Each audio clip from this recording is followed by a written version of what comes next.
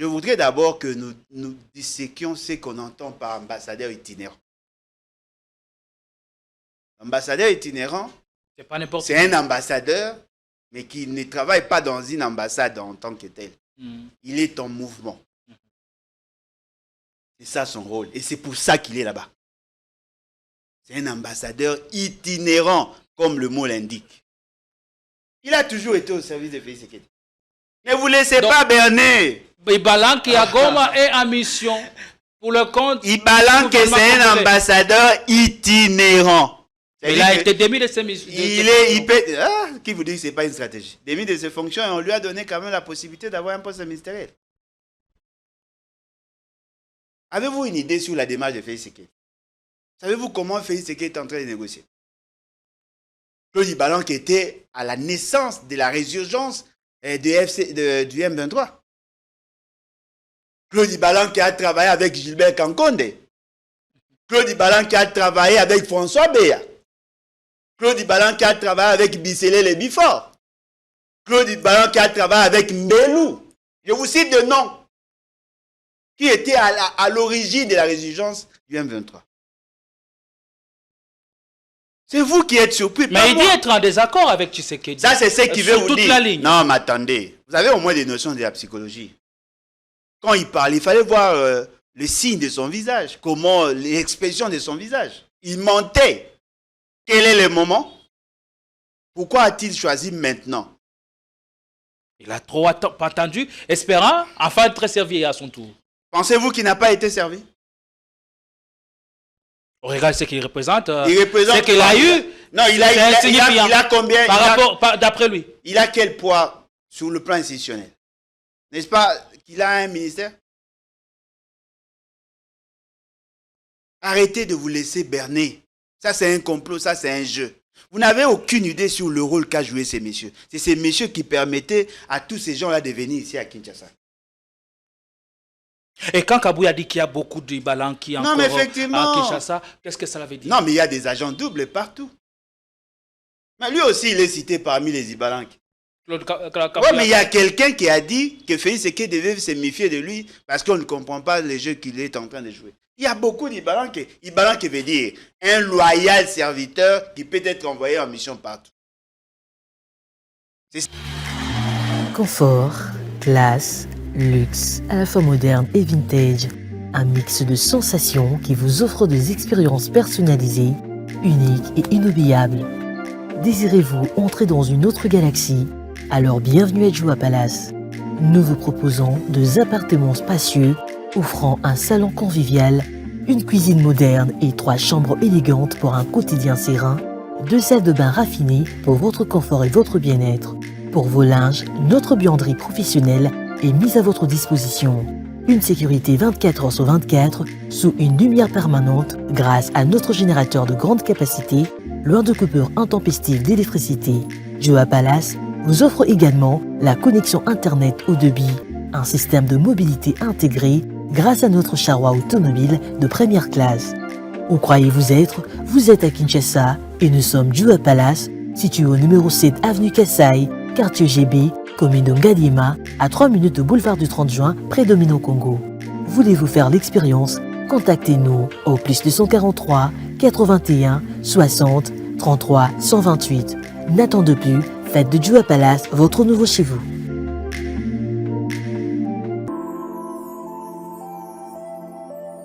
Le parc de la vallée de l'Antélé vous invite à venir partager des moments inoubliables en famille ou entre amis dans un cadre naturel de verdure unique à Kinshasa.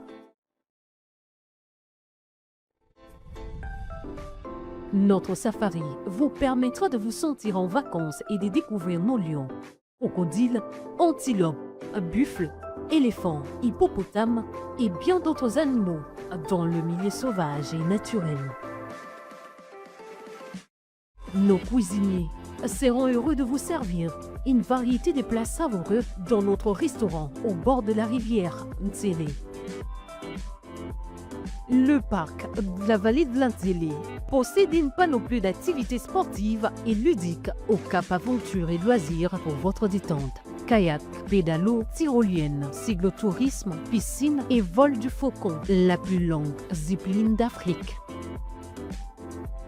Le parc de la vallée de l'Antillé met également à votre disposition de logements de haut standing avec un confort 5 étoiles. Le parc de la vallée de l'Antillé est ouvert du mercredi au dimanche de 7h30 à 17h. Pour tout renseignement, contactez-nous au plus 243 89 60 32 713 ou encore au 243 81 231 68 82.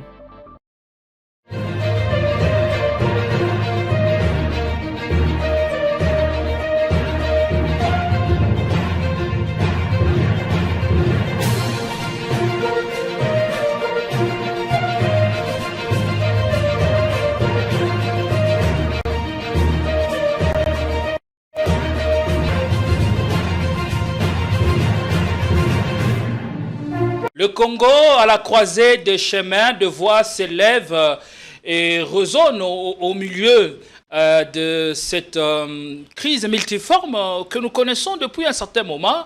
Et au milieu de toutes ces voix, il y a ceux qui sont lucides et qui restent fidèles à leurs idéaux, mais aussi à leurs convictions, qui croient en un Congo fort et grand au cœur de l'Afrique. Et sur ce plateau, nous allons recevoir une des figures de proue de l'opposition congolaise. Depuis un certain moment, il s'est insurgé contre les dialogues avec le trio d'enfer, c'est comme ça qu'il les nomme, Kabila, Tshisekedi, Nanga. Il pense que c'est à cause de ce trio que le pays est dans un état de dégénérescence totale. On verra comment, par un regard critique, on peut sortir de l'auberge et comment nous pouvons certainement regarder tous dans la même direction et avoir la même perspective de choses. Et si ce n'est pas le cas, eh bien, on verra ce qui compte réellement pour le Congo et ce qui pourrait sauver le Congo du gouffre dans lequel il se trouve englué maintenant. On parlera de beaucoup de choses.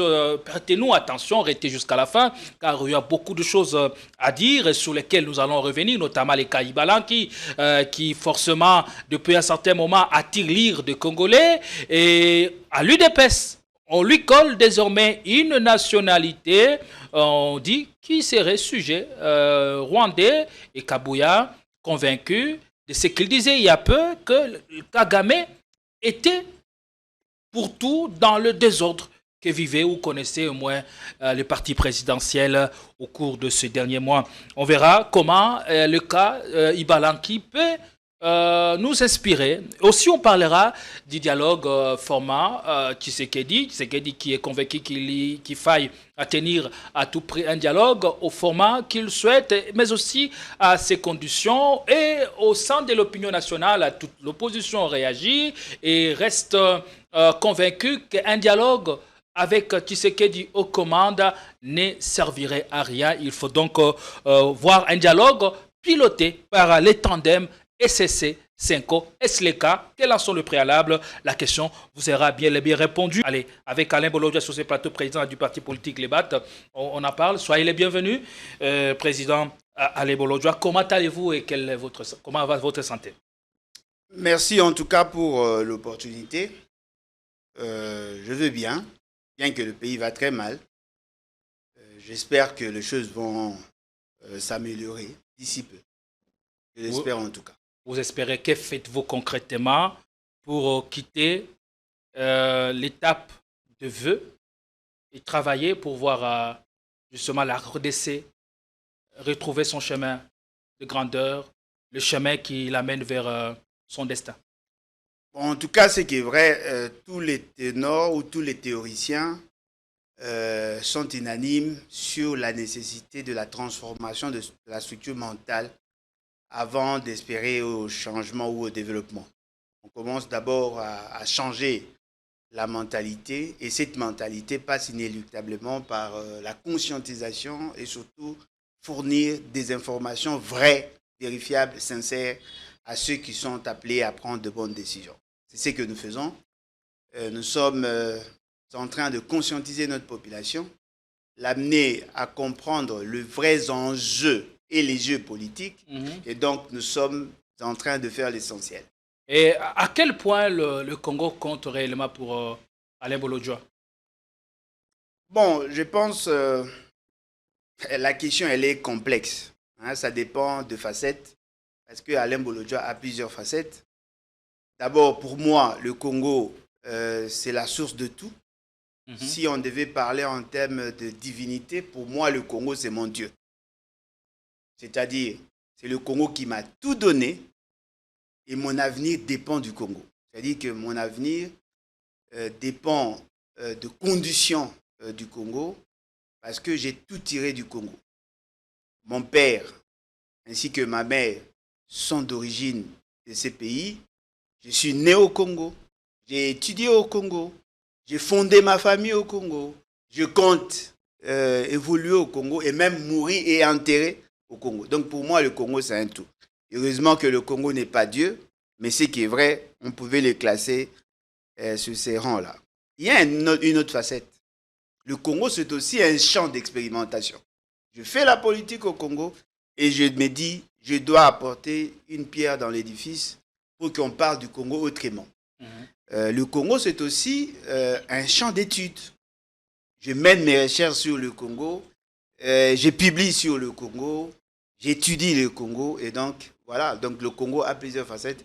Voilà pourquoi je suis trop strict quand je parle du Congo et trop sévère quand je vois les faiblesses des autres contre le Congo. Vous n'avez jamais donc été tenté à l'idée de vous faire, de vous naturaliser, de prendre une autre nationalité ou de vous expatrier comme le feraient d'autres? Bon, en tout cas, ce qui est vrai, c'est que je ne condamne pas ceux qui lèvent cette option-là.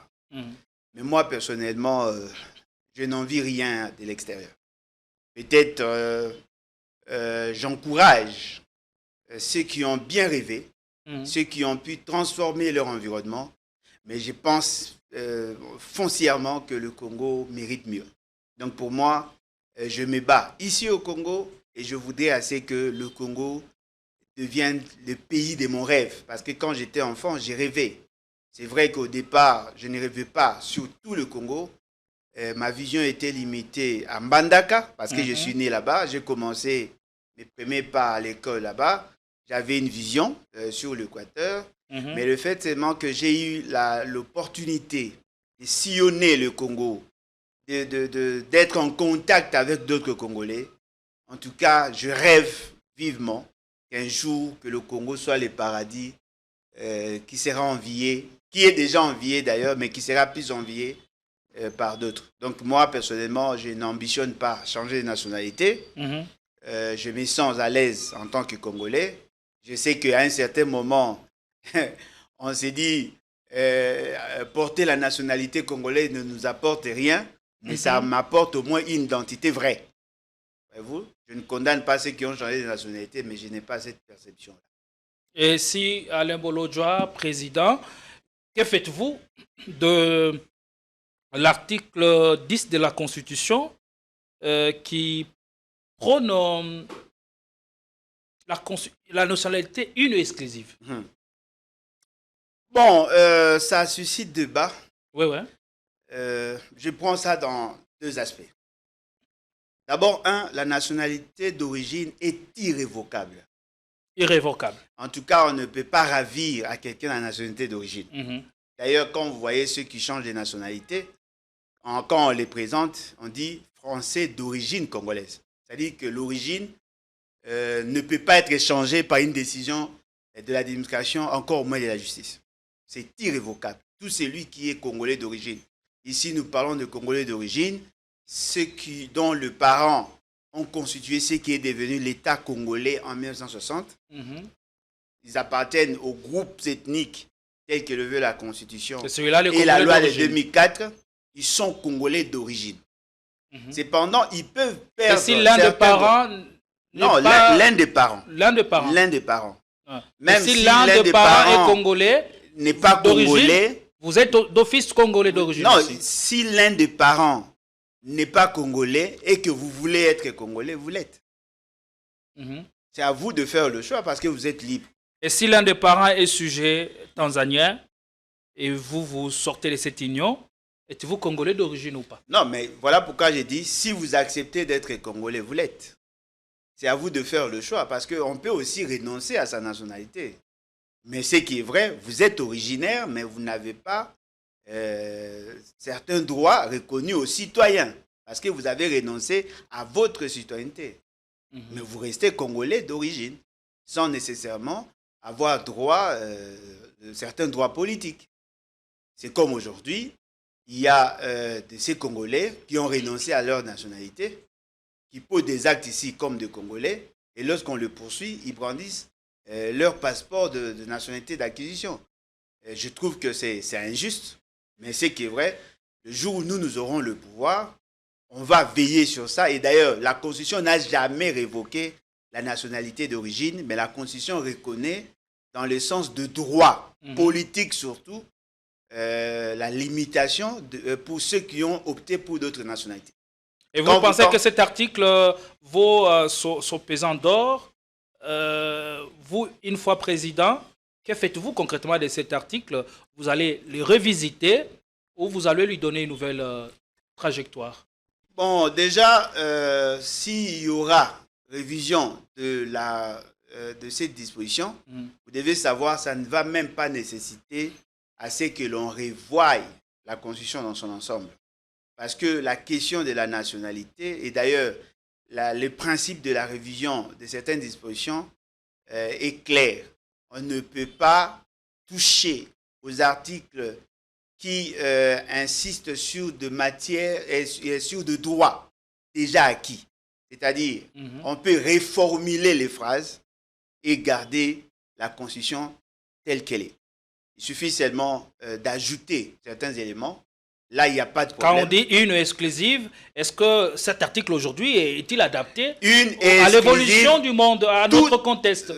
Non, ça a été pris dans un contexte bien défini. Et formellement, ce contexte-là ne changeant pas, je crois que ça a toute sa raison d'être.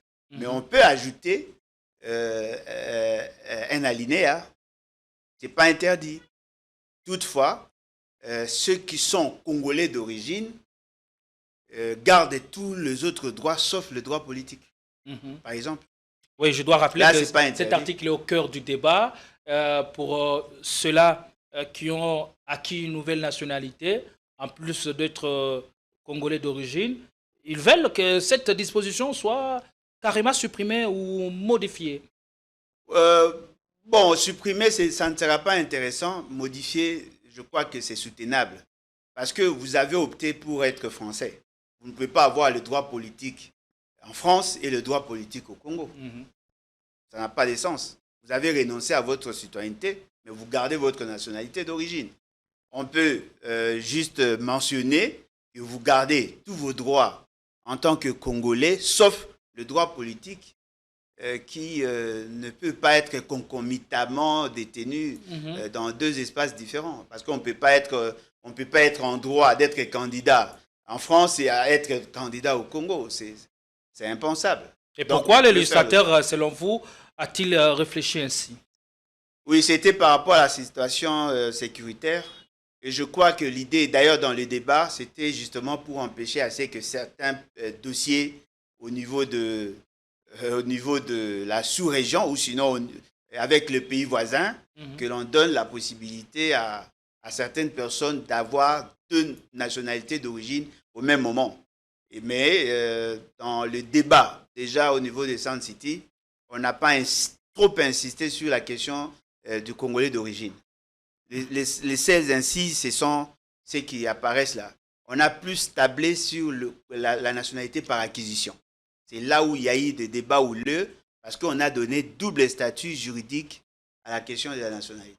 Allez, merci beaucoup Alain Bolodjoa d'être venu, c'est qu'elle entre à la matière. On va ouvrir le premier sujet de l'émission. On parle du dialogue, le chef de l'État. Je suis convaincu que vous l'avez suivi. Non, je ne connais pas ce chef de l'État. Le président de la République, Félix Tshisekedi, si ça vous arrangerait.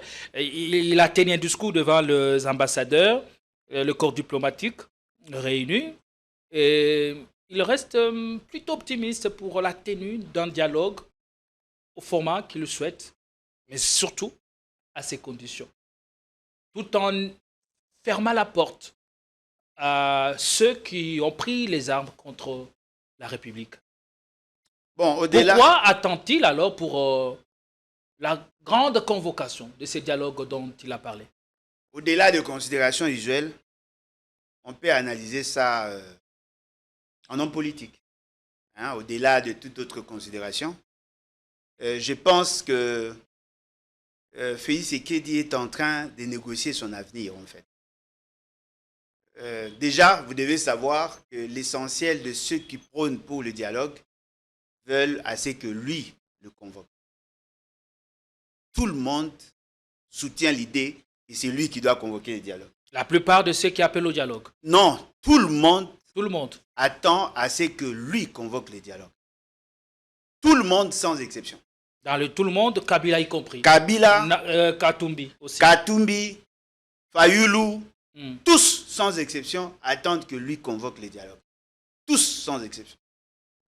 C'est-à-dire qu'il n'y a pas d'innovation là. C'est lui qui doit convoquer le dialogue.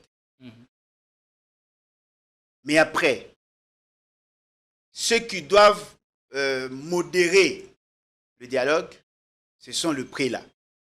C'est ce qui est souhaité par l'essentiel, pas tout le monde, mais l'essentiel de ceux qui veulent aller au dialogue. Mais Kabila avait posé une autre condition.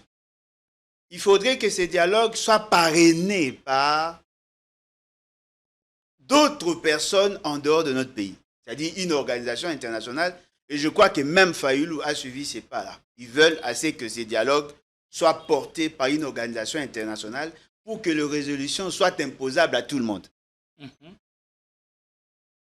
Dans ces dialogues, les gens, bien qu'ils ne l'ont pas dit, mais veulent assez que ce dialogue s'organise dans un milieu où tout le monde sera en sécurité.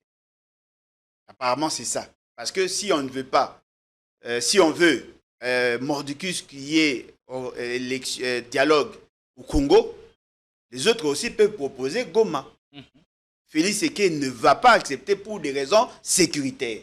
Comme aussi les autres ne peuvent pas accepter que ça s'organise dans la zone où Félix Tshisekedi a l'influence pour des raisons sécuritaires. C'est-à-dire que ça, ils peuvent négocier en dehors de leur saut d'humeur. Il faut donc une zone neutre pour tout le monde. Pour qu'ils aient effectivement une zone neutre. Dans ces dialogues, tout le monde reconnaît Félix Tshisekedi comme président de la République. Tous, sans exception. Mais contestent la légitimité du pouvoir parce que dans le débat, il y a aussi les débats liés à l'organisation des élections, surtout de 2023. Dans la classe politique, tout le monde sait que, in fine, c'est Félix Tshisekedi qui doit veiller sur l'application des résolutions qui vont en découler. Alors, politiquement, on doit se le dire. Qu'est-ce que Félix Tshisekedi a apporté dans le débat? Politiquement, il n'a rien apporté. Il veut faire du sensationnel. Ce que je dois nous dire, c'est que Félix Tshisekedi n'a pas changé des discours parce qu'il les veut. Non. C'est par la force de choses. C'est pas lui qui décide. Qui décide alors? C'est pas lui qui décide. Non, mais on lui a fait pression. Par qui? Mais par ceux qui décident en lieu et place de celui qui est présenté comme chef de l'État, président de la République. Ce n'est pas lui qui décide. Savez-vous que Félix Tshisekedi a validé une feuille de route qui lui a été proposée par SCC Senko et les autres, comment on l'appelle, les autres confessions là, avec Liziba Mampia. Ils ont eu à travailler pendant 3 ou 4 jours vers Mpassa. Ils ont pondu une feuille de route. L'église de réveil. Cette feuille de route a été déposée dans toutes les ambassades et même au niveau international. Et celle de la Senko et l'ECC? Non, mais c'est ça en fait. C'est-à-dire que l'ECC Senko, ils ont vu leur feuille de route être diluée dans ce qui a été proposé par les autres confessions. Parce qu'ils ont travaillé ensemble. Voilà. C'est cette feuille de route qui va certainement s'exécuter. Mais dans cette feuille de route, il n'y a que lui qui doit convoquer. Oui, c'est ce qui avait été dit. Alors, et les résolutions doivent lui être soumises d'après la feuille de route. C'est ce que tout le monde a dit. Mais la seule différence, c'est que ils veulent assez qu'il y ait un garant au niveau, au niveau international pour que les résolutions lui soient aussi imposables. C'est la seule chose. C'est-à-dire qu'il y a possibilité d'harmoniser. Parce que quand Félix Ségué dit qu'il est d'accord sur le dialogue, avant il ne disait pas ça. C'est-à-dire qu'il y a une évolution. Mais pourquoi avait-il donné l'impression comme s'il était dur et c'était lui qui décidait? Parce que justement, il veut assouvir les appétits politiques de ceux qui l'entourent. Le message dont on fait allusion qui suscite débat, ce message n'est pas adressé au commun des mortels. Ce message est adressé aux militants. Pour lui dire que voilà, il est fort, c'est lui, c'est lui. Mais en réalité, ce qu'il a dit, c'est ce que les autres disent. Qui a dit que les autres devaient convoquer le dialogue? Parce que si c'était les autres qui devaient convoquer le dialogue, ils n'allaient pas faire une fixation sur Félix Ségué. Ils allaient insister sur la personne. Mais eux tous demandent à Félix Ségué de convoquer le dialogue. Il n'y a pas d'innovation là. Ah, qu'est-ce qu'il attend alors pour le convoquer? Non, mais voilà pourquoi j'ai dit... Sachant qu'il y a péril à la demeure. Félix Ségué joue sur le temps.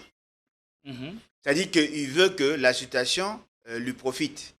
Il espère à un miracle, peut-être qu'il y aurait une autre intervention, peut-être une intervention divine ou mystique. Et il attend assez que les choses puissent changer sur le terrain. Mais si vous regardez très bien, ce n'est pas lui qui décide. Et lorsqu'ils vont aller au dialogue, lui, il aura certainement à faire des propositions. Il ne peut pas dire aux gens, on ne parlera pas de ça, on ne parlera pas de ça. Non, ce n'est pas à lui de décider. Il y aura un secrétariat technique. C'est le secrétariat technique qui va harmoniser le feuille de route, de projet de feuille de route de toutes les composantes. Choisi par qui? Non, mais le secrétariat technique sera constitué par les représentants de toutes les composantes. Ok. C'est-à-dire que s'il y aura opposition armée, c'est l'opposition armée qui va faire des propositions. Et là aussi, il y a à boire et à manger. Je veux insister là-dessus parce que c'est un élément essentiel qui semble créer la confusion dans les esprits. S'il y aura opposition non armée, l'opposition non armée étant plurielle, ils doivent arriver à se mettre autour d'une table pour avoir une seule feuille de route parce qu'on ne va pas tenir compte de la duplicité ou de la multiplicité des partis politiques. Il faudrait qu'il y ait une seule feuille de route. Du côté du pouvoir, il y aura deux tendances. La tendance de ceux qui se sont proclamés membres de l'Union sacrée et la tendance de ceux qui ont été consultés. Parce qu'ils ne sont plus opposants, mais ils ne sont pas membres de l'Union sacrée. Ils doivent aussi faire leur feuille de route. La société civile pro-Félix, pro-opposition, il y aura aussi une société civile qui va aussi présenter. En ces moments-là, il y aura un consensus d'abord sur la feuille de route. Parce que s'il n'y a pas de consensus par rapport à la feuille de route, in fine, il n'y aura rien. Parce que si vous êtes incapable de décider sur ce que vous allez dire, je ne pense pas que vous serez capable de décider sur ce que vous dites. Parce qu'il y aura un débat. Il y aura des matières. Il faudrait maintenant trouver un consensus. C'est ce consensus-là qui sera considéré comme résolution du dialogue. Donc, il y a un procédé que l'on doit observer. Et voilà, Félix Ségué, il sort, il nous lance dans ces débats stériles, pas assez réfléchis, et les gens pensent que nous devons en débattre. Quand j'insistais sur le groupe armé, nous devons savoir qu'il y a plus de 400 groupes armés. Dont le plus influent est l'AFC M23. Le plus influent, AFC M23. En réalité, s'ils avaient bien réfléchi, AFC M23 ne peut pas participer à ces dialogues-là. Pourquoi? Mais justement parce que AFC M23... Ils sont partis à la crise. Non, voilà pourquoi j'ai dit, il y a des chevauchements dans les actions parce que les gens ne veulent pas bien réfléchir. AFC M23 est déjà en pourparlers avec le gouvernement. Et pour parler, quitte patine. Non, mais voilà pourquoi j'ai dit, ils ne vont pas participer à tout ce qui va s'organiser. Parce qu'ils risquent à un certain moment de réfléchir deux fois sur la même situation. Ils sont à Doha avec le gouvernement. Quelles sont les chances que nous avons pour que Doha aboutisse? Est-ce que la conséquence ne serait pas, par exemple, s'aggreffer sur le dialogue national inclusif qui serait convoqué dans les prochains jours? Là, nous risquons de faire un recul, de faire deux pas en arrière. Parce que si Doha ne va pas aboutir, naturellement, l'accord de Washington ne pourra pas être appliqué.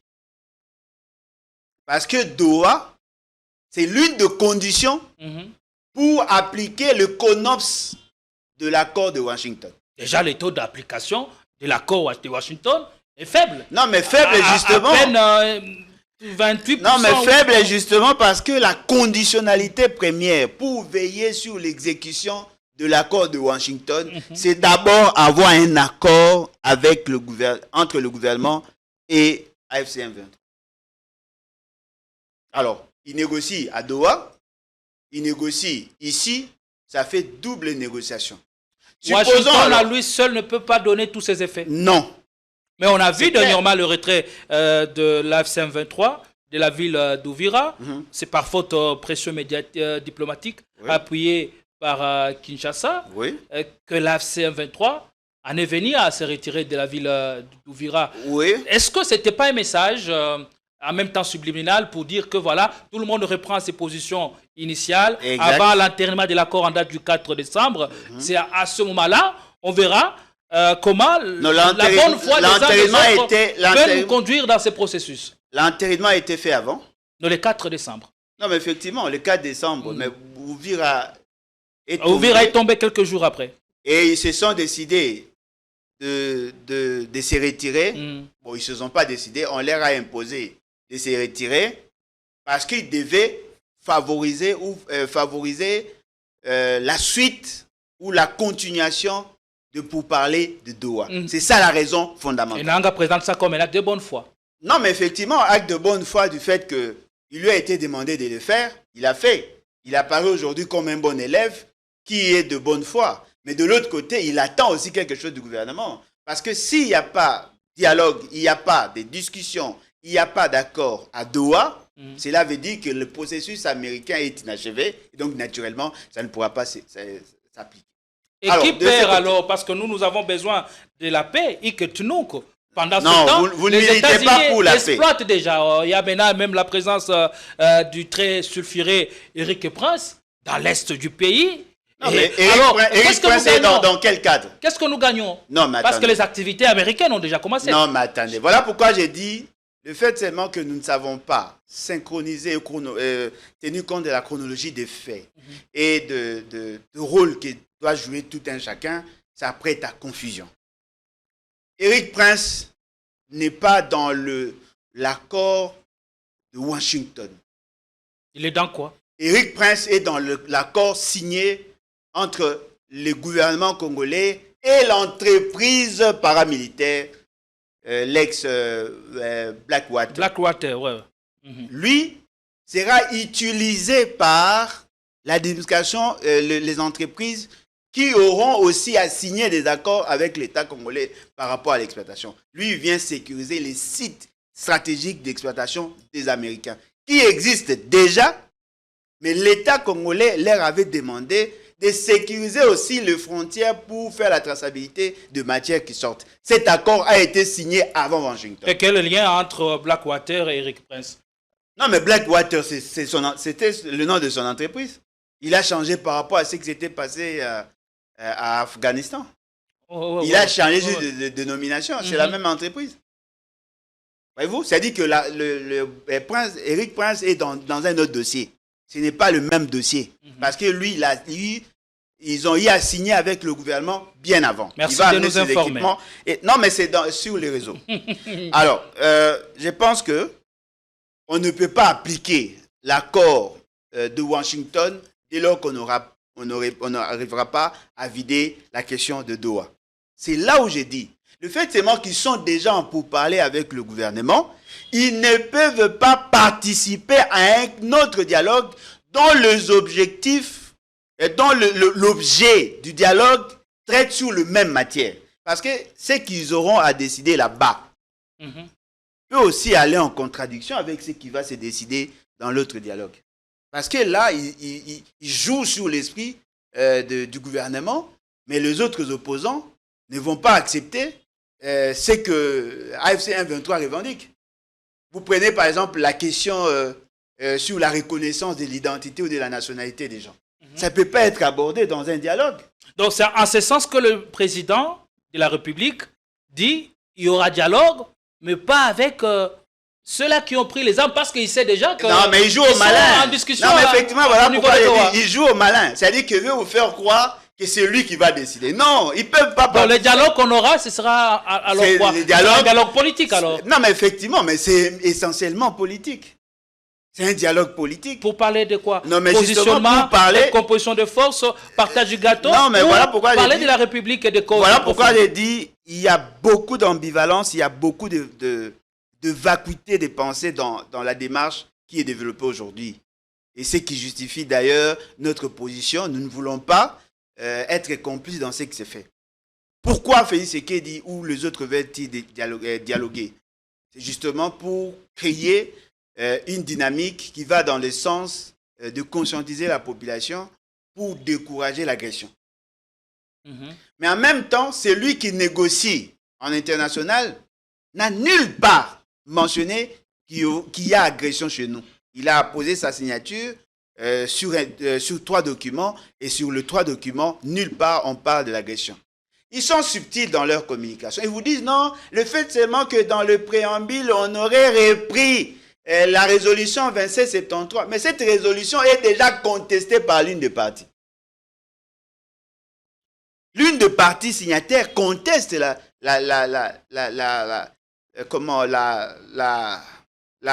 valeur intrinsèque de cette résolution-là. Le Rwanda n'a jamais signé, apposé un document où on taxait le Rwanda de pays agresseur. C'est nous qui savons que le Rwanda, c'est un pays agresseur. Mais dans la signature, il n'y a aucune phrase, ne fût-ce qu'un mot. Pour criminaliser le Rwanda. Pour criminaliser le Rwanda. Non, le Rwanda est dans une position défensive. C'est ce qui est dit, c'est ce qui est mentionné. Voilà pourquoi, pour éviter à ce que cela continue, il nous a été demandé de neutraliser les FDLR pour ne pas donner la Libye au Rwanda de garder ses dispositifs de défense. On en est où? Ce sont là des réalités. Avec la problématique d'ailleurs de FDLR. Les FDLR ne peuvent être neutralisés, d'après les discours de ces fameux gouvernements, ne peuvent être neutralisés que si les zones occupées pouvaient être accessibles au FARDC pour le faire. Pour que ces zones soient accessibles, il faudrait que le programme de démobilisation et réinsertion soit actionné. Pour que cela se fasse, il faudrait qu'il y ait des protocoles qui prévoient les mécanismes de la mise en place en fait, que l'on mette en place les mécanismes de mise en œuvre. Or, ces mécanismes de mise en œuvre ne peuvent être que consensuels. Voilà pourquoi il y a 8 protocoles. Sur les 8 protocoles, ils sont d'accord sur les 2. Il en reste 6. Et ils doivent créer les cadres pour avoir ces 6-là. Parmi les 6, il y a la question de démobilisation là-dedans. Donc, s'il n'y a pas ces protocoles-là, ils ne pourront pas appliquer leur fameux accord de Washington. Voilà pourquoi j'ai dit, on ne peut pas jouer sur 2 tableaux le même rôle. AFC M23 ne peut pas participer. Alors, si la M23 ne peut pas participer à ces dialogues que veut l'ensemble de la classe politique congolaise, sachant que Kabila est condamné et qu'en même temps il est assimilé à la rébellion, ou il serait même le maître à penser de l'AFC M23, quel serait alors à ce moment-là le sort réservé à Joseph Kabila? Lui aussi, ne va-t-il pas prendre part à ces dialogues? Bon, vous l'avez peut-être pas remarqué. Vous allez vous rendre compte que dans les exigences ou le cahier des charges de l'AFC M23, on ne parle pas trop de l'opposition non armée. Les revendications sont plus tournées sur un groupe de gens, une certaine communauté. Ils insistent plus sur ce qu'eux appellent les réfugiés et sur ce qu'eux appellent les Banyamulenge ou les Tutsis. Ils sont plus focus là. Et tous ces Congolais. Ce qu'eux appellent tous ces Congolais. C'est-à-dire qu'ils sont. Il n'en existe pas? Non. C'est ce qu'eux appellent tous ces Congolais. C'est-à-dire qu'ils insistent là-dessus. Leurs revendications vont plus dans ce sens-là. Mais cela aussi peut aller aux antipodes de ce qui va se décider entre nous. Parce que, attention, moi je ne vais pas accepter qu'à l'issue d'un dialogue, qu'on distribue la nationalité à n'importe qui. Mais la question de Kabila ne sera pas abordée de l'autre côté. Et sera abordée où? La question de Kabila sera abordée dans le cadre politique. C'est-à-dire, si les opposants veulent aller au dialogue et qu'ils acceptent sans nécessairement être d'accord sur la nécessité ou pas de défendre le dossier Kabila ou de parlementer sur le dossier Kabila, ces dossiers-là ne seront pas abordés. Or, si ces dossiers-là ne seront pas abordés, il n'y aura pas cohésion nationale dans le sens qu'eux veulent nous dire. Parce que Kabila a une grande famille politique. Si cette famille politique est exclue, naturellement, il y aura toujours des frustrations. Sauf si sa famille s'est désolidarisée de lui. En ce moment, la FCC va participer au dialogue. Il parle de tout sauf de rien. Et voilà. Et donc, Félix Tshisekedi, comprenant cela, qu'est-ce qu'il fait? Il commence d'abord à arrêter les figures de proue ou le gros légume de sa famille pour faire pression à sa famille afin d'accepter les conditions que lui veut amener au dialogue. Donc voilà, ils sont tous dans un guet-apens. Voilà pourquoi je disais,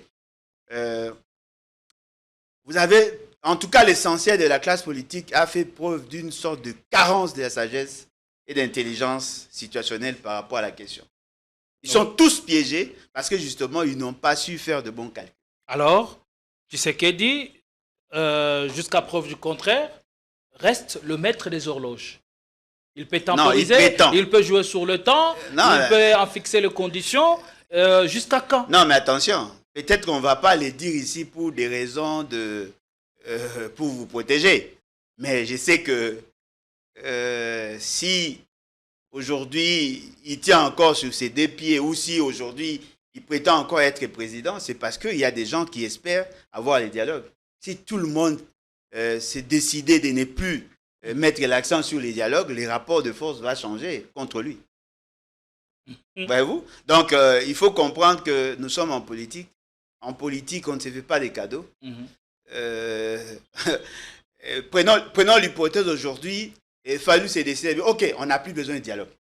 Moïse Katoum, on n'a plus besoin de dialogue, on passe à autre chose. Puis c'est qu'il sera plus fragilisé que ce qu'il est aujourd'hui. Parce que déjà là, il est fragile. Vous croyez qu'il est fragile? Non, mais l'autorité la plus molle du Congo, c'est lui.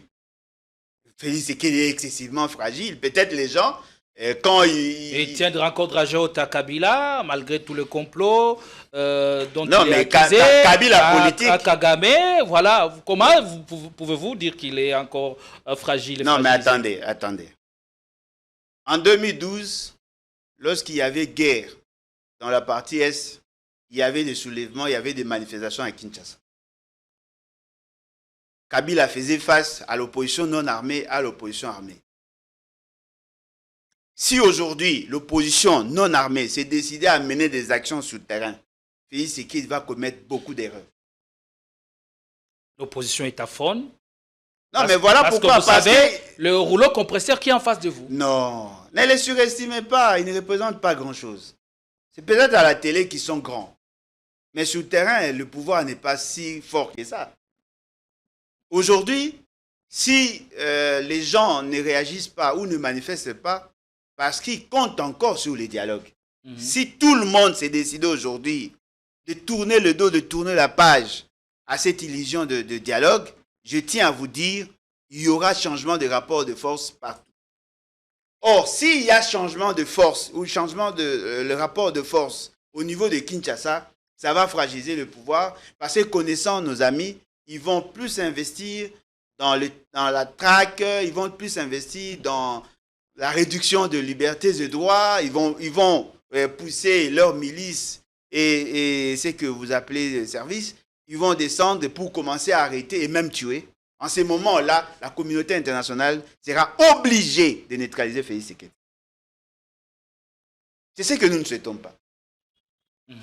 C'est ce que nous ne souhaitons pas. C'est-à-dire qu'il doit comprendre que ceux qui veulent le dialogue cherchent plutôt à l'aider lui.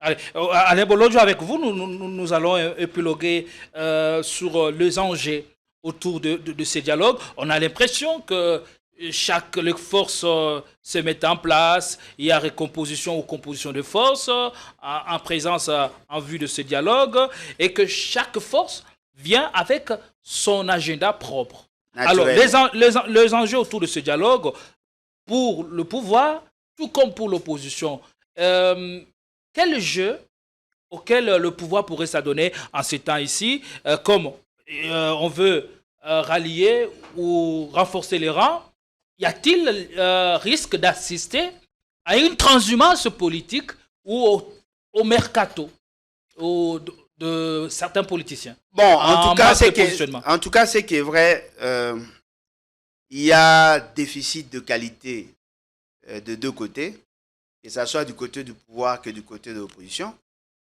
Si vous regardez très bien, l'essentiel de ceux qui ne veulent pas de dialogue, ce sont ceux qui considèrent le Congo comme leur propre gâteau. Ils veulent garder leur part. Voyez-vous? C'est-à-dire, dans leur démarche, ils veulent assez que qu'il y ait les statu quo, qui restent tels qu'ils sont, pour garder leur nombre de mandataires, leur nombre de ministres, pour vivre en fait. Ils ne voient que leurs intérêts. Voilà pourquoi ils font des déclarations intempestives et certains propos captieux qui sont prononcés, justement pour pousser Félix Tshisekedi à refuser le dialogue pour qu'eux gardent leurs avantages politiques. Mais ce qui est bizarre, ce sont ceux qui sont incapables d'accompagner Félix Tshisekedi à se maintenir au pouvoir qui font ces genres de déclarations. Je ne vais pas les citer ici, mais vous le connaissez. Des gens qui ne valent qu'un penny, en fait. C'est ça, leur démarche. Il y a aussi dans cette union sacrée ceux qui veulent pousser Félix Tshisekedi à se maintenir au pouvoir, même s'il y a fractionnement, où on pourrait garder même 50% du territoire national. Il y a de ceux-là qui sont là. L'essentiel, nous sommes là. Oui, Félix Tshisekedi est capable de rester même président de la République au niveau de l'Union africaine. Si on lui garantit seulement qu'il aura le tapis rouge, il peut rester là. Et si jamais ils ne parvenaient à leurs objectifs, ces gens-là, qu'est-ce qu'ils feraient à ce moment-là? Non, mais Félix Tshisekedi n'est pas mal à l'aise si aujourd'hui le Nord Kivu, le Sud Kivu, même si on prenait Maniema. Pour lui, l'essentiel, c'est de garder les grands Katanga, parce que c'est là où ils s'engraissent. Non, on le voit comment il se démène, tel un diable dans les bénéfices. Cher ami, sortir le pays de la main des occupants. Cher ami, c'est ce qu'on veut vous faire croire. Félix Tshisekedi est très content de la situation telle qu'il se vit aujourd'hui au pays. Ce qui me fait mal, c'est de voir le Congolais mourir, alors qu'en réalité, ceux qui font semblant de les défendre sont complices de ce qui nous arrive. S'il était content qu'on vous le dise, il n'aurait jamais initié tous ces différents voyages. Non, mais il initie justement parce qu'il y a une pression. Ce n'est pas parce qu'il le veut. Mais pour qu'il trouve le prétexte de ne pas organiser les élections, il faudrait qu'il y ait guerre. Comment pouvez-vous expliquer? Nous sommes en 2025. Il lance les débats du genre, voilà, le fait s'il y a guerre, on ne va pas organiser les élections. Tout en disant à la population, nous venons de signer l'accord de Washington, ça nous permet aujourd'hui de recouvrer la paix. Ils vous disent, non, voilà, il y a monté en puissance, on va récupérer les zones. Mais en même temps, ils vous disent, parce qu'il y a guerre, on ne va pas organiser les élections. C'est ce qui sous-entend qu'en 2025... Tu sais qu'il n'a jamais opiné là-dessus. Ça, c'est ce que disent certains turiféraires dans le média. Oui, mais le fait seulement qu'il ne s'est pas désolidarisé, il endosse la responsabilité. Quand votre famille fait des déclarations, des déclarations irréfléchies, irrationnelles, ne pensez pas qu'on va pas en prendre compte. Ils vous disent, non, voilà, et tant qu'il y aura guerre, il n'y aura pas élection. Et pourtant, nous savons qu'il ne peut y avoir élection qu'en 2028. Ils ont tout le temps de mettre fin à cette aventure, mais ils ne le font pas. Donc, nous devons donc nous préparer à assister à la redistribution des cartes, que ce soit dans l'opposition ou dans l'union sacrée. Il faudrait que l'opposition comprenne ces enjeux-là. Alors, il faut avoir plusieurs postulats. Si Félix Tshisekedi veut rester président, même avec une partie du Congo, il ne restera président nulle part. Si Félix Tshisekedi veut recouvrer tout le Congo pour qu'il se maintienne au pouvoir, il ne le fera pas. Et si Félix Tshisekedi veut rester au pouvoir dans la confusion... Jusqu'au départ de Kagame. Non, mais attendez. Mais Félix Tshisekedi, son mandat ou sa mission n'est pas liée à Kagame. Kagame a commencé les méfaits bien avant. Même quand lui les recevait ici, Kagame était toujours sanguinaire. Mais c'est le débat qu'on lance depuis un certain moment. Non, mais voilà pourquoi j'ai dit ils sont inconscients. Les maintien de Tshisekedi jusqu'au voilà départ de Kagame. C'est là sa mission. Voilà pourquoi... Non, mais quelle mission? Voilà pourquoi j'ai dit qu'ils sont inconscients. Parce qu'en réalité, c'est nous qui devions insister sur cet élément-là. Lier Félix Tshisekedi à Kagame. Ils sont co-auteurs et complices. Ce sont les deux qui ont créé les conditions. Non, essayez de comparer. Pendant quelle période Kagame a été le vrai sanguinaire? Est-ce pendant Félix Tshisekedi ou avant? C'était avant, non? Là où on dénombre plus de 6 millions de morts. C'était avant que Félix Tshisekedi n'arrive au pouvoir. Aujourd'hui, en termes de statistiques, c'est plus de 60 000 personnes tuées, comparativement à 6 millions. Mais cela n'a pas interdit à celui qui était là de quitter le pouvoir. On a organisé les élections en 2011. En 2012, l'UDPS s'est allié à FCM 23. Mais cela n'a pas interdit à ce qu'en 2018 qu'il y ait l'élection. Vous n'allez pas dire, voilà, parce que Kagame est là, Félix Tshisekedi doit rester. Si c'est comme ça, alors on fera tout pour que le pays n'ait pas un président qui a des ambitions démesurées, qui pense être les dieux. Ce n'est pas lui qui va résoudre le problème. Le problème Dieu sera au ciel, ici, Félix Tshisekedi. Non, mais attendez. Dieu au ciel, ici Tshisekedi. Ici où? Là où vous êtes ou là où moi je suis? On parle de la République. Mais un monsieur limité par le temps, par l'espace, comment doit-on le comparer à Dieu? Félix Tshisekedi est insignifiant par rapport à Dieu. On ne peut pas le comparer. Il est aussi insignifiant par rapport à l'État congolais. Félix Tshisekedi n'est qu'un fonctionnaire. La vie de la nation ne dépend pas de ces qui a le mandat de nous représenter. Non, mais attendez. Vous parlez aux destinées de la République. Vous parlez du mandat. Le mandat. C'est-à-dire qu'on lui a conféré un certain nombre de droits. Et une certaine mission. Parce mais voilà. On va parler des mandats sans mission. Effectivement, mais limité dans le temps. Le mandat, c'est la limitation de la mission, en fait. C'est comme un enfant qui va à l'école, on lui donne une interrogation pour 2 heures. Il a effectivement une mission de répondre aux questions, mais pendant 2 heures.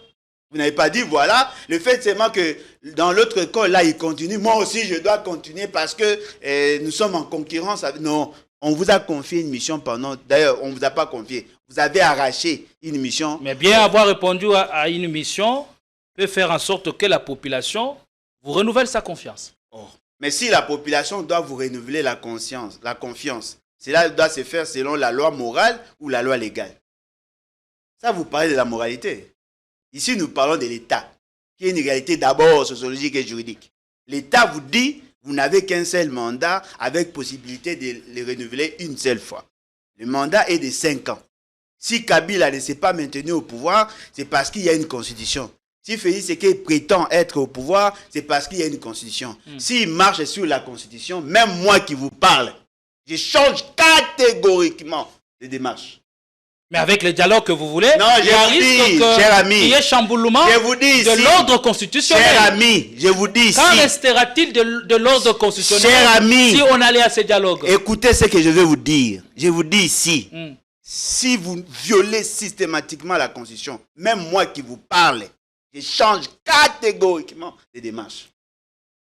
Je vous dis, vous ne savez pas combien de mes amis sont morts pour avoir cette constitution. L'ordre constitutionnel, après le dialogue, ce sera quoi? Non, mais attendez. Puisque forcément, le dialogue pourrait aboutir à un nouveau test. Si j'ai quand même un peu d'estime à Félix Tshisekedi et à ceux qui sont au pouvoir, c'est parce que je suis respectueux de la constitution. Si vous la violez, je vous dis, vous allez compter nos morts.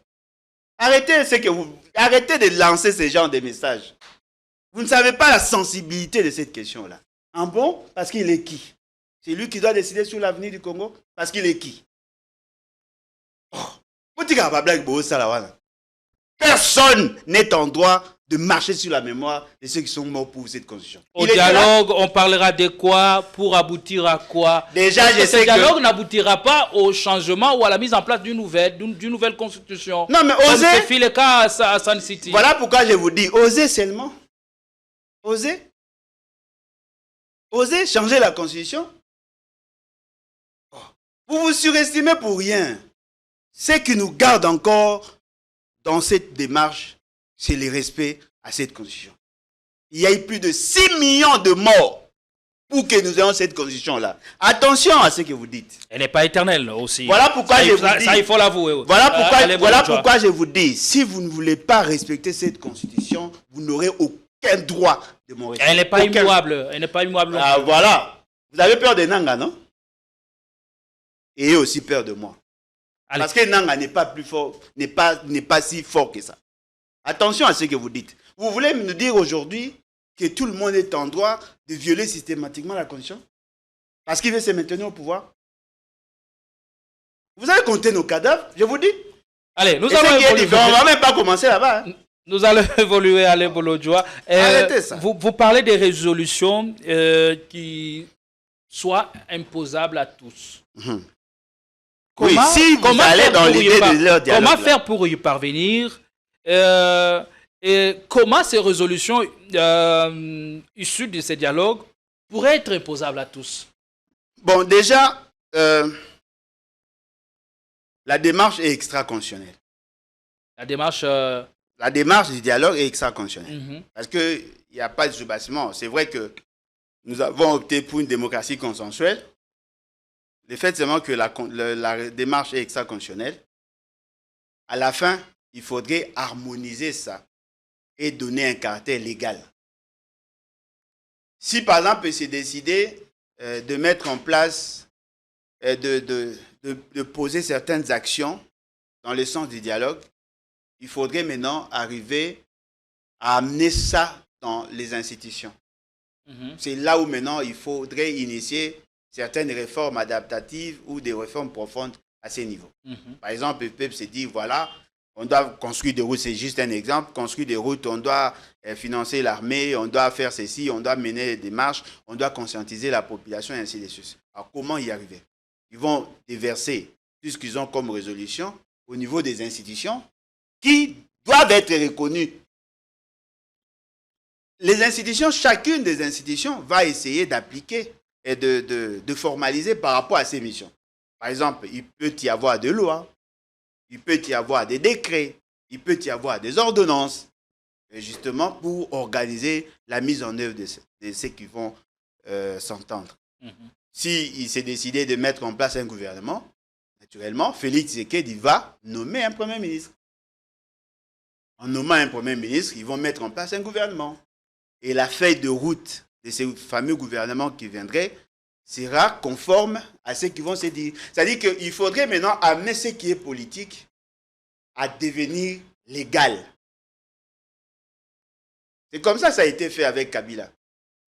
Avec les consultations de 2013-2014, avec le dialogue de 2016 et le deuxième dialogue de 2016 à la fin, ils sont arrivés à prendre ce qui est extra-institutionnel ou constitutionnel pour en faire quelque chose de légal.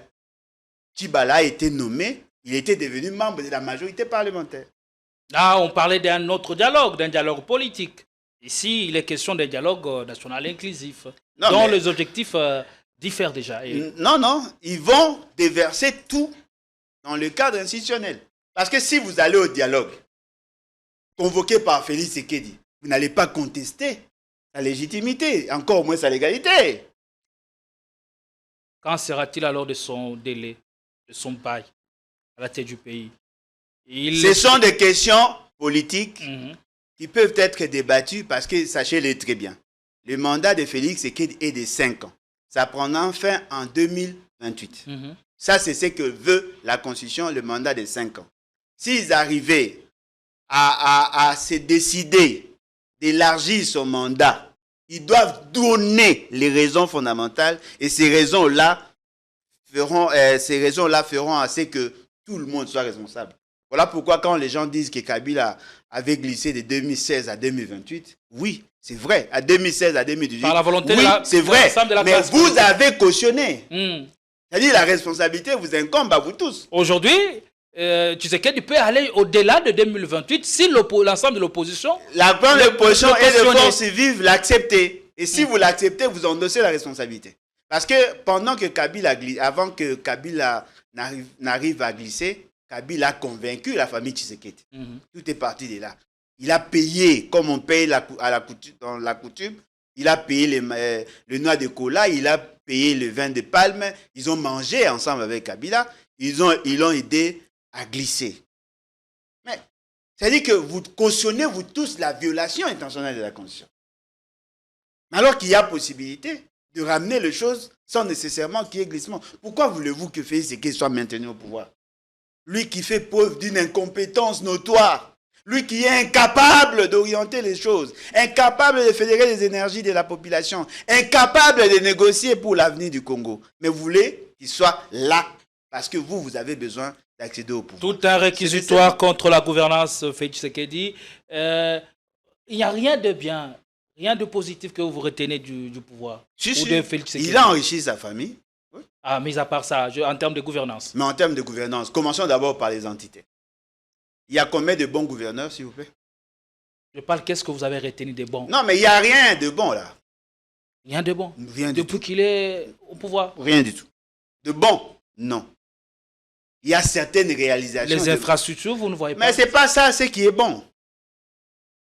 Vous parlez de ce qui est bon. Vous ne parlez pas des réalisations. La loi de programmation militaire. Mais la loi de programmation militaire a expiré. Beaucoup de choses qui plaident en sa faveur. Oh, cher Abi, qu'est-ce que vous entendez par loi de programmation militaire? C'est une loi qui a été proposée pour une durée de 3 ans. 2022 à 2025, à 2024.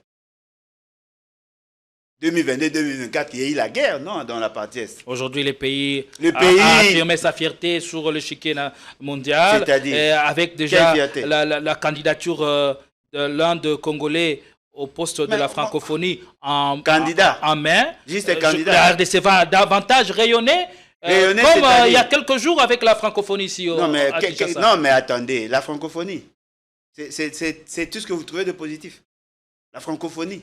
Ça nous permet de nous affirmer. Non, mais attendez, mais on a assumé la fonction du président de la SADC.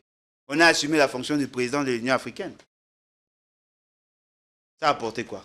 Nous sommes en train de quémander. Là, c'est rotatif. Ici, c'est par vote. C'est différent. Non, mais attendez, mais ça a été négocié. Même si c'est rotatif, ça a été négocié. Je me souviens, le ministre qui avait négocié ça, c'était...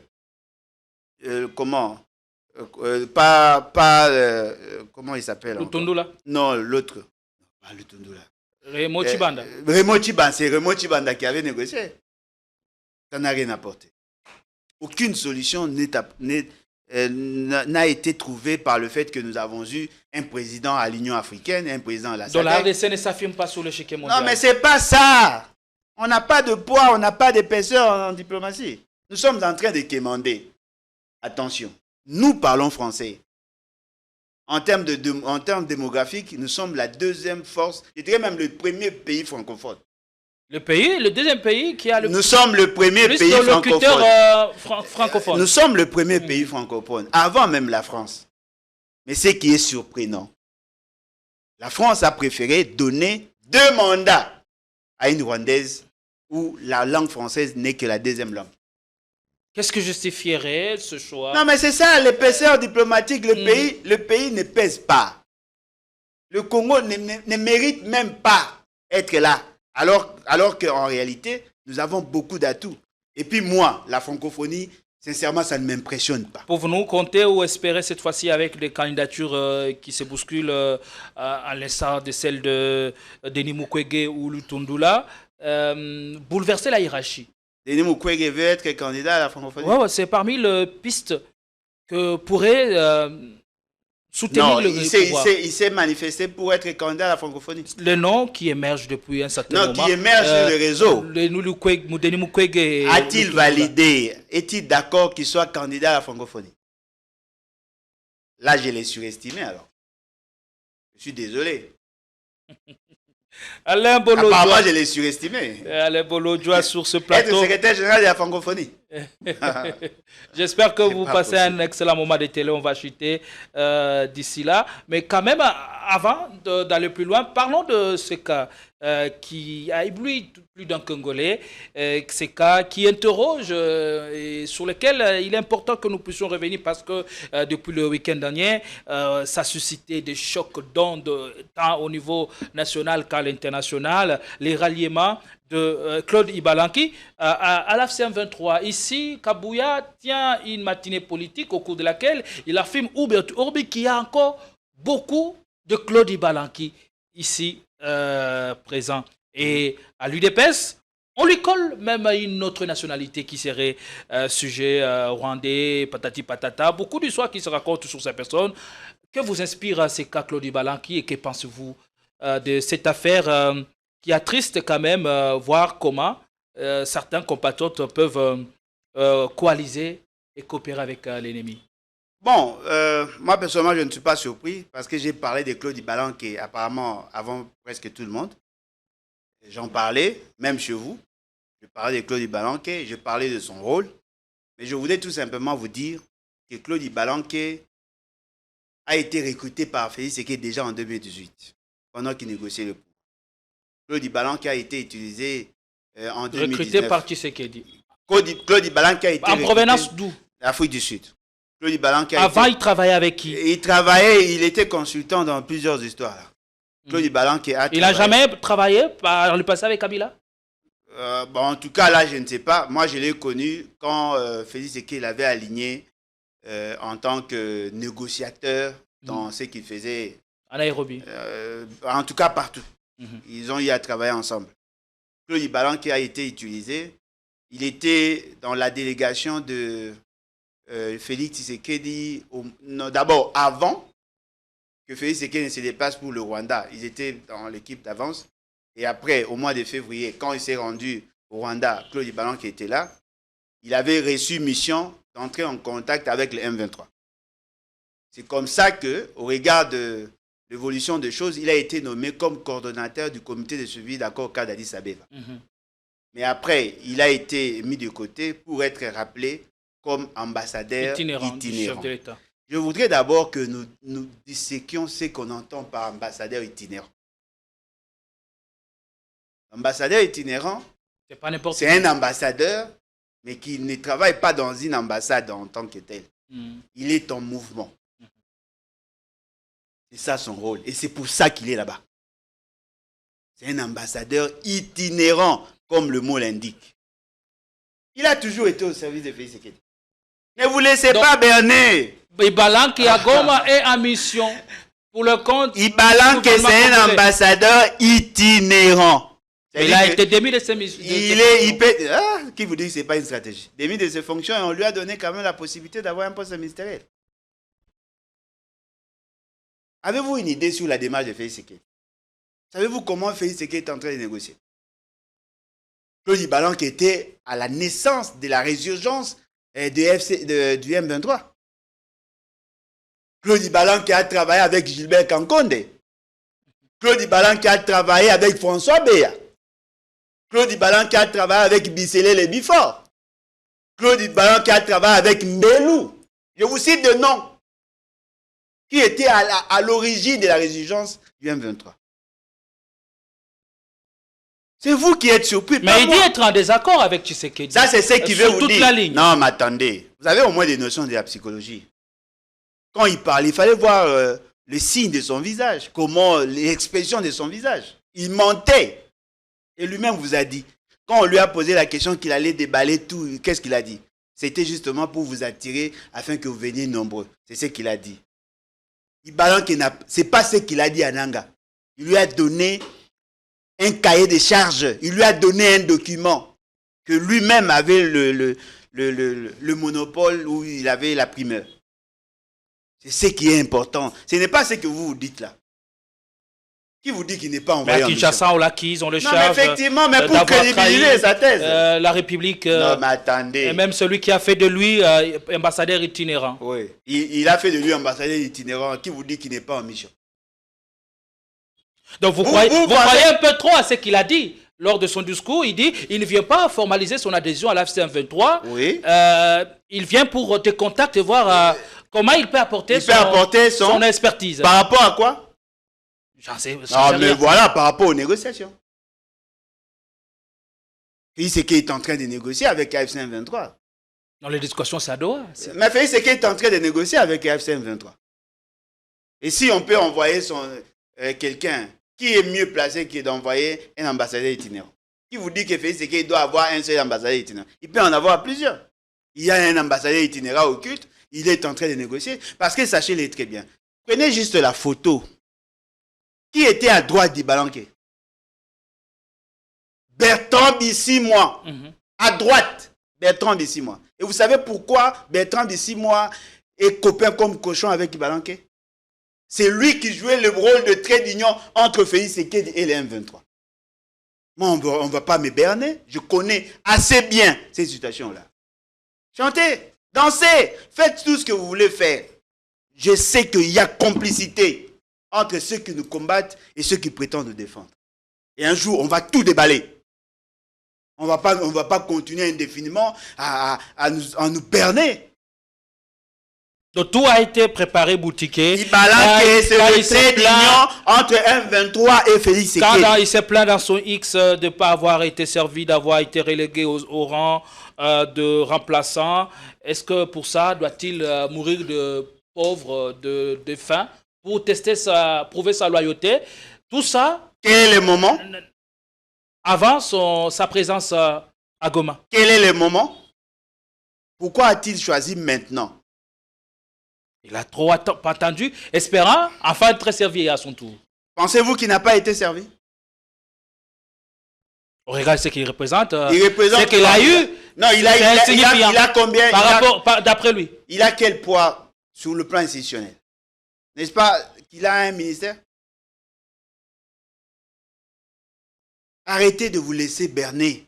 Ça, c'est un complot, ça, c'est un jeu. Vous n'avez aucune idée sur le rôle qu'a joué ces messieurs. C'est ces messieurs qui permettaient à tous ces gens-là de venir ici à Kinshasa. Et quand Kabouya a dit qu'il y a beaucoup de Ibalan qui encore à Kinshasa, qu'est-ce que ça veut dire? Non, mais il y a des agents doubles partout.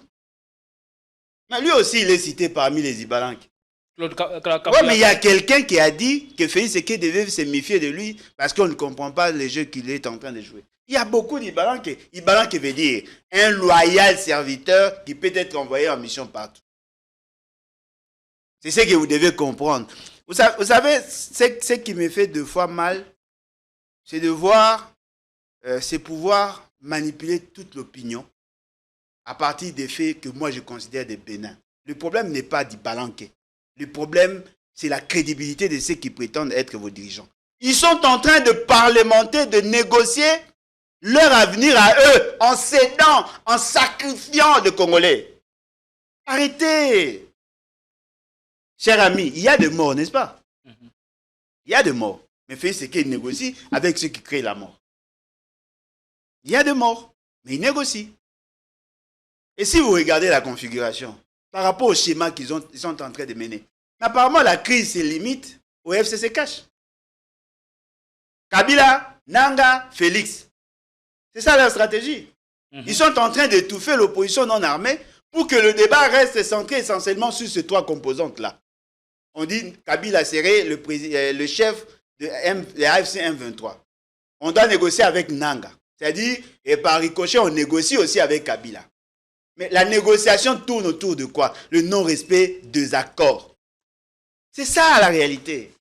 Alors, nous devons d'abord extirper ça dans nos esprits. Félix Tshisekedi n'est pas au service de la nation. Félix Tshisekedi se sert de la nation pour atteindre ses objectifs. Il veut se maintenir au pouvoir, il veut négocier avec ceux qui lui ont donné le pouvoir et il est en train d'utiliser le même pion. Vous serez surpris d'apprendre demain que Bisselel aussi est en train d'être utilisé. Alors, arrêtez. Allez, bien. Moi, je ne pense pas que monsieur, comment il s'appelle, Claude Ibalanke n'est plus en odeur de sainteté avec Félix Tshisekedi. Je pense que c'est un ambassadeur itinérant. Il est en train de bien jouer son rôle. Kabouya a dit qu'il l'avait su ou qu'il le savait depuis longtemps. Si cela est avéré, mais pourquoi n'a-t-il pas fourni d'informations au service il savait depuis longtemps quoi? Qu'il était en connivence avec le Rwandais. Ouais. Oh. Mais c'était ça sa mission. Qu'il était le personnage même envoyé par Kagame pour paralyser les partis présidentiels. Il le savait depuis longtemps. Il est membre de l'UDPS. C'est ce que Kabouya a dit quand il vous disait, quand il parlait de ceux-là qui les combattaient. Ça c'est du sensationnel. Ça c'est du sensationnel. On veut justement s'arc-bouter sur de faits factuels. On veut montrer à la face du monde qu'on a la maîtrise de ce que l'on prétend connaître. Ce qui est vrai. Ibalanke a été recruté pour jouer le rôle de trait d'union entre M23 et M. Félix Sekedi. Parce qu'il y avait deux acteurs majeurs. Il y avait Ibalanke et il y avait Bisele Bifor. Bisele Bifor était le trait d'union avec l'État rwandais, alors que Claude Ibalanke était en contact avec Bertrand Bisimwa. Qui est en odeur de sainteté avec lui? Bertrand Bisimwa est avec Claude Ibalanke comme des amis, comme des frères. Parce qu'ils ont eu à travailler ensemble. Ce sont eux qui ont même fait la proposition de l'ordonnance graciant Bernard Maeshe Biamungu, avec tout ce qu'il y a comme John Chibangu, tous ces gens-là de M23 qui ont été libérés. Ce sont eux qui ont conçu les textes et donné à Félix Sekedi. Que pouvons-nous retenir en définitive pour votre mot de la fin, Alain Bolojwa? Je crois que nous devons être stricts dans ce que nous faisons. Nous devons arriver à mettre un peu de la rigueur dans ce que nous disons. C'est vrai, aujourd'hui, les Congolais ont la culture ou l'habitude de tomber dans les sensationnels, d'adopter ce que l'on veut nous faire gober comme message. Sachez-le très bien, au-delà du dit, il y a le non-dit. C'est ce qui vous manque, c'est ce qui manque très souvent aux Congolais. Et vous n'avez pas la culture historique des faits politiques. Généralement, quand les choses apparaissent, vous courez derrière l'information. Et vous semblez oublier que les mêmes acteurs ont eu à jouer un rôle prépondérant dans ce qui nous arrive.